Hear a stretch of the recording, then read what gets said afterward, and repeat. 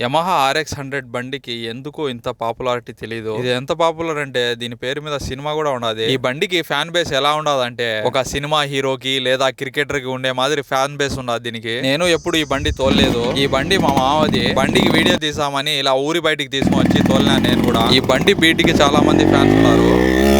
మీలో ఎంతమంది Yamaha RX 100 fans ఉన్నారో కామెంట్ చేయండి. ఈ బండి అంటే మా మామకు భలే ఇష్టం. ఎంత ఇష్టం అంటే 4 చినుకులు పడంగానే రాత్రి కవర్ తీసుకుని పరిగెత్తా వచ్చినాడు. ఇంజిన్ కాడ కప్పుతా చూడండి. ఒక 1000 cc బైక్ కి ఉన్నంత పాపులారిటీ ఉండదు ఈ బండికి. ఈ బండి 1985లో లాంచ్ అయిందంట. 1985 అంటే మనలో చాలా మంది పుట్టి ఉండరేమో అప్పటికి. దీని డిమాండ్ ని చూసి మళ్ళా కొత్త మోడల్ వదులుతానంట యమహా. ఎన్నో బండ్లు వస్తా ఉంటాయి పోతా ఉంటాయి, కానీ కొన్ని బండ్లు మాత్రం ప్రపంచాన్ని ఏలుతాయి. అందులో ఇదొకటి అనుకుంటా నేను. 1985లో వచ్చిన బండి 2025లో ఇంకా డిమాండ్ లో ఉండదంటే ఈ బండిది చిన్న కథ కాదు. యమహా కంపెనీలో నుంచి జారిపడిన ఒక ఆనిముత్యం ఈ బండి. మీరేమంటారు? అంత సీన్ ఉండదా ఈ బండికి? లేదా చెప్పండి కామెంట్ లో.